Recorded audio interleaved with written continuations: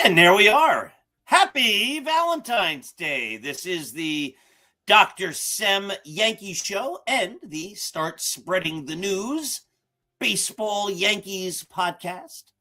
Two shows in one, as we've been doing ever since the end of the season last year. EJ and I are trying desperately to find some time. I'm maxed out. I tell you, I'm doing so many different things right now. I am so maxed out that just trying to find time when I have a moment to record, to find that same time with EJ for the Start Spreading the News show, not easy. It is not easy. But my dear friends, happy Valentine's Day. Welcome to the Dr. Sem Yankee Show. And let's make today a great day. How do you make your day great? It's simple. You look around, you find the good, you bring that good into your heart, and you cherish the good. There is always good. Sometimes we need to search to find it, but there is always good. If you can't find any good, well, then you have within yourself the ability to create good. You know, every time you decide to be less than good, to be less than kind, to be less than empathetic, to be less than caring, to be less than understanding, to be less than loving, you are making that choice. But when we give love and compassion and empathy and understanding, we make the world a better place. One person at a time, each of us individually, we make our worlds better. And then the hope is that the people around us work to make their worlds better. One person at a time. Find the good, cherish it, appreciate it, and spread it forward. That's how you make your day great. Remember, when you give love, and this has been true, I have seen this throughout my entire life. When you give love, and after all, it's Valentine's Day. When you give love, it comes back to you in greater amounts than you ever gave. Now, that's not why you give it. That's not why you work to be a good person. You work to be a good person because it's the right thing to do. But when you do the right thing, not every day, not always, not every minute, but by and large, you make everything better. Take a sad song, as the Beatles once said, and make it better. And since we're in a Beatles mood all of a sudden, all you need is love. And love is all you need.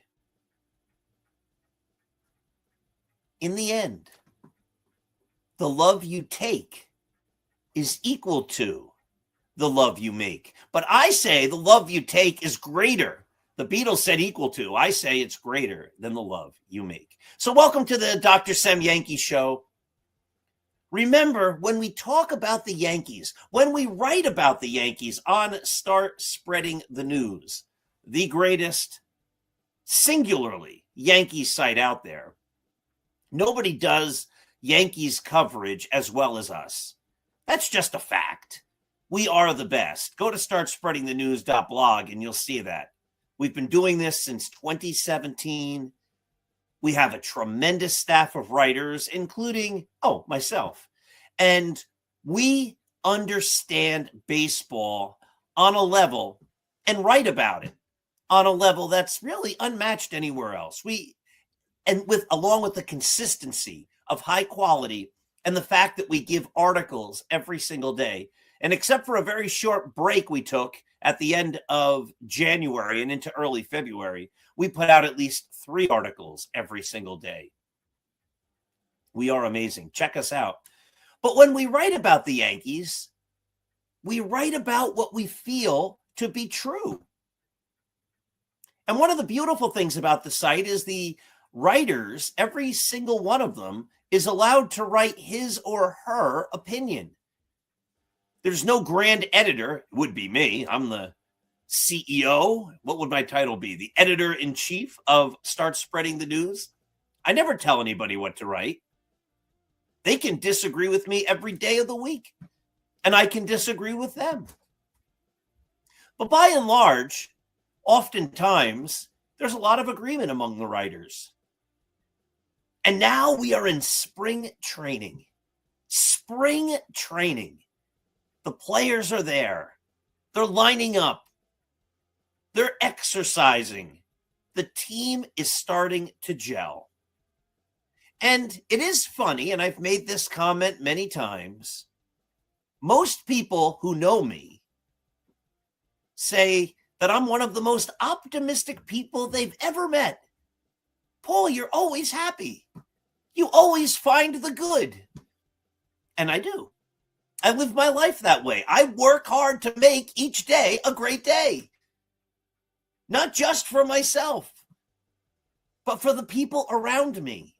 I try to build people up. And one of the frustrations I have as a Yankees fan, because I'm also honest, I tell the truth, I share things as I see them, is I often don't see a lot to be excited about. The way the Yankees run their organization, and I've gone through this 400 million times, so I'm not going to do it today.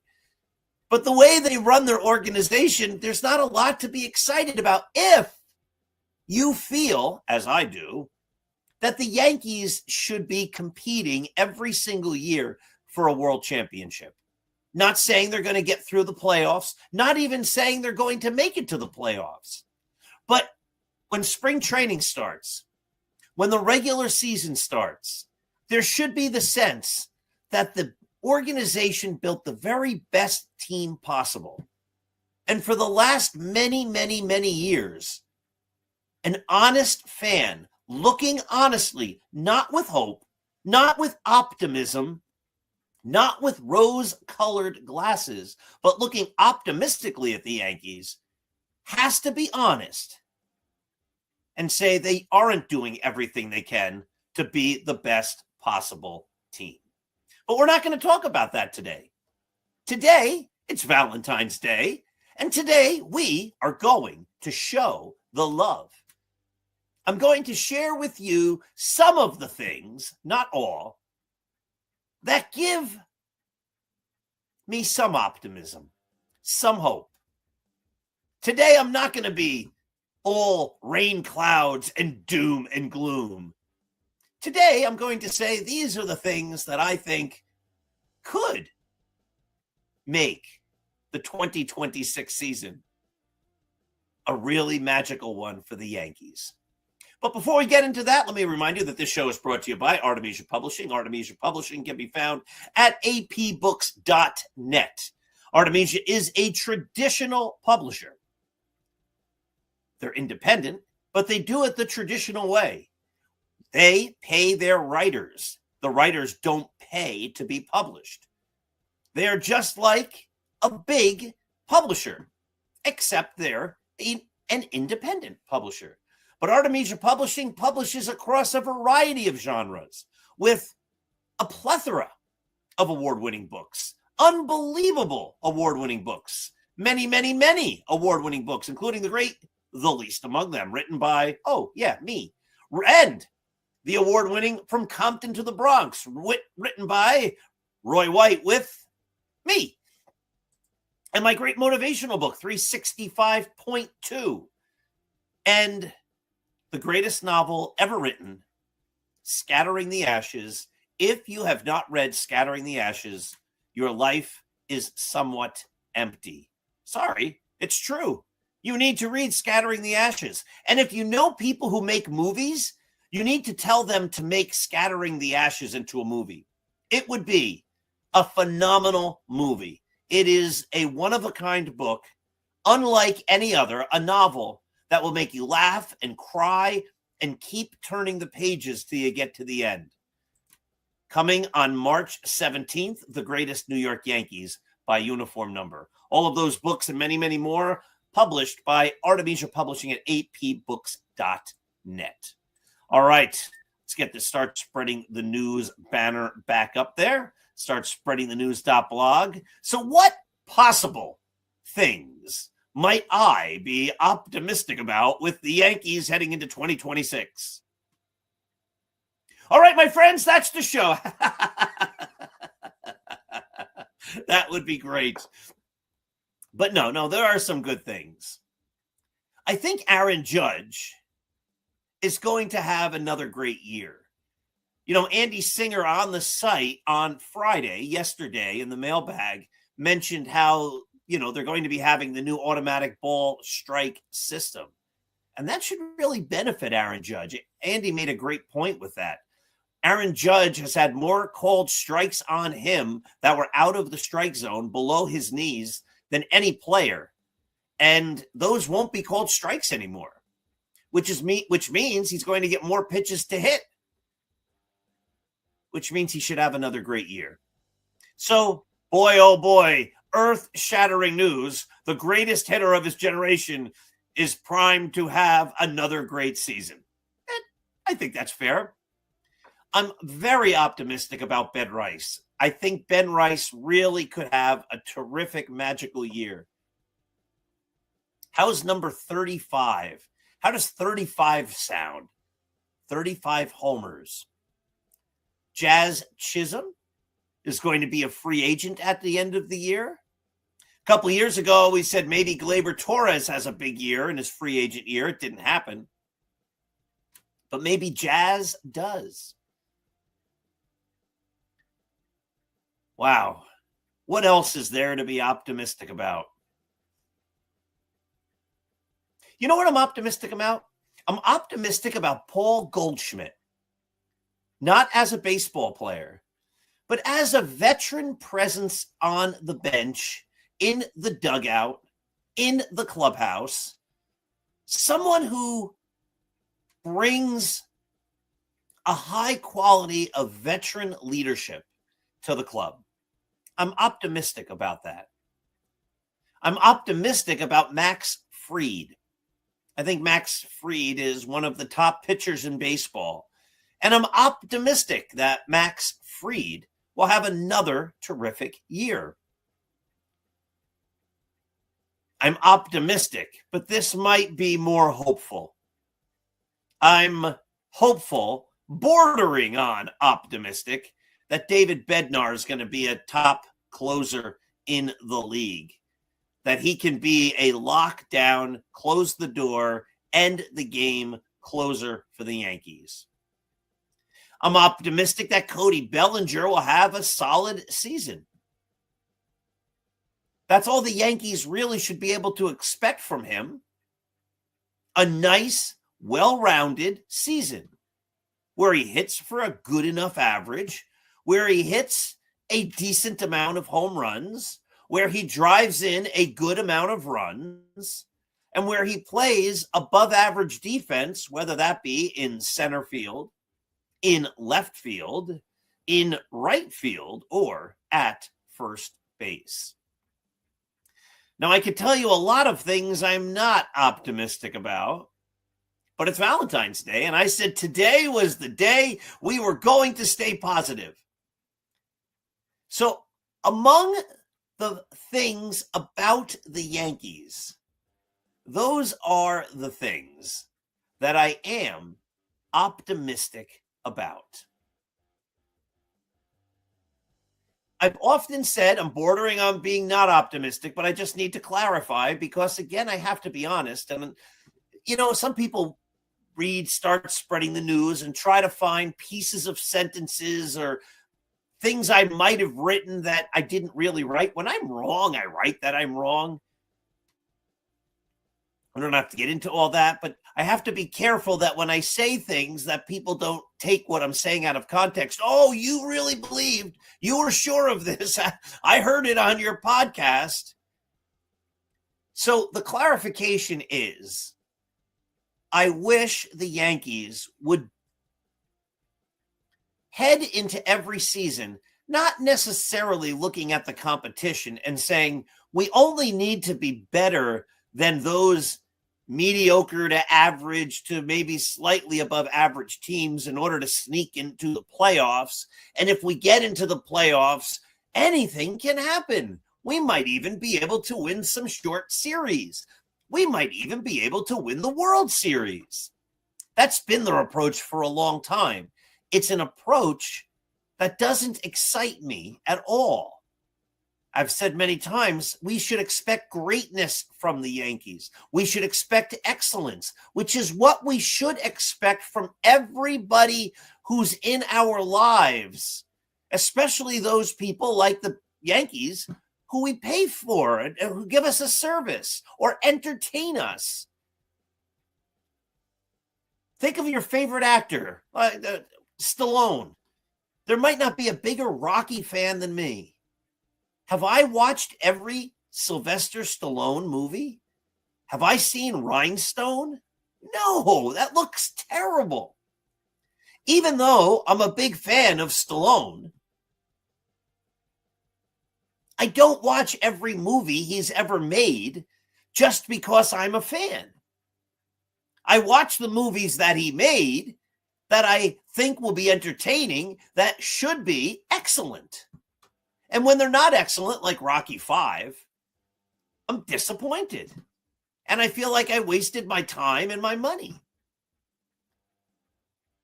So you can be a fan and expect excellence and be disappointed when excellence isn't achieved. But we should expect excellence from our mechanic, our mail carrier, the fire department, the police department, the school district, our doctors, our lawyers, our accountants, the people who write articles on websites that we read, like Start Spreading the News. All of those things, we expect excellence. And so we shouldn't expect or accept less than that from the Yankees. So that's the background. That's the qualifier. Just when people say, oh, you changed your position. No, I haven't. Not on this. The Yankees should always be striving to be the best. But the reality is the American League's not all that terrific. It's not all that competitive. You don't have to be great. I'd rather the Yankees work to be great. But you only have to be a little better than pretty good.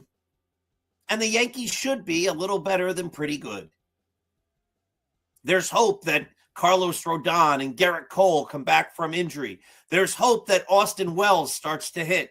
There's hope that Anthony Volpe puts it together.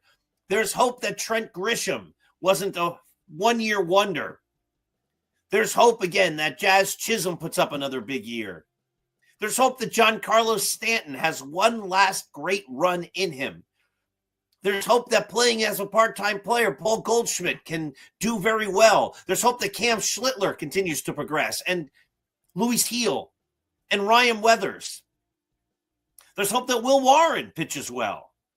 There are a lot of things to be hopeful for. And if even some of them come true, there is the hope that the Yankees should compete, or at least could compete, because the rest of the league isn't super terrific. Though if I were fans of any team, I would want my team to be. But I wouldn't necessarily expect it because they're not the Yankees. And that's not their brand. And that's not what their whole organizational greatness and image comes from, being great. But should the Yankees make the postseason, and I'm getting way ahead of myself, but should the Yankees make the postseason? And should they be healthy? In a postseason series, Max Fried, Garrett Cole, Carlos Rodon, maybe Clark Schmidt, maybe Cam Schlittler? I mean, wow. Wow. And I know Aaron Judge hasn't been a great postseason hitter. I know that. Everybody knows that. But I'm also a believer in the law of averages. Over time, you're going to perform usually to the back of your baseball card. So one could make the argument that the odds say, I'm not a gambler though, and I'm against gambling, especially all the gambling in sports. That's another story. But the odds would say, not the betting odds, just law of probability odds, that one of these days Aaron Judge is going to have a monster postseason. And just maybe that could be this year. And if it is, maybe, just maybe, the Yankees could have greatness. Now, I've mentioned this many times. Recently released, West Point at Gettysburg, one of 3 volumes. The other 2 are not published yet. They will be published. But West Point at Gettysburg, Volume 1, A through G, has been published. And you can get a copy of that on Amazon. It's all over the place. But if you want to go to the publisher, another great publisher directly, you could go to sunburypress.com. The great James McPherson, probably the greatest living Civil War author in America, in the world, the most respected, one of the greatest Civil War writers of all time, praised my book. He gave this book, West Point at Gettysburg, praise. So again, you can find it at Sunbury. Here's the book cover one last time. I have to make a better graphic so it just doesn't cover my face. But this is an unbelievable book. Tells the story of every single West Point graduate, A through G, it's volume 1, who fought at the Battle of Gettysburg. It tells you where they were born, where they died, the major battles in the Eastern Theater that they were part of, what they did at the Battle of Gettysburg. If they left an officer report, I quote from the officer report. If there's a marker on the battlefield, I share what the marker on the battlefield says about what that person or his unit did at that spot. I talk about what that man did before the war, after the war, assuming he lived. They all didn't, of course, and so much more. This is an unbelievable work. It took me years and years to write. I'm now working on volume 2. These are going to be some great classic books, but right now it's out already. West Point at Gettysburg, Volume 1, A through G. Okay, my friends, I think that'll wrap it up for the day. We did some optimistic things. It's Valentine's Day. You need to do yourself and the important people in your lives a big favor. You need to find them, and you need to tell them you love them. I love you are 3 of the most powerful words in the entire English language when they are sincere and when they come from your heart. Show the love. It's Valentine's Day. Give the love. My dear friends, thank you for watching. Thank you for being a Yankees fan. Thank you for visiting. Start spreading the news. Have yourselves a wonderful day, a wonderful weekend, and a wonderful and loving Valentine's Day.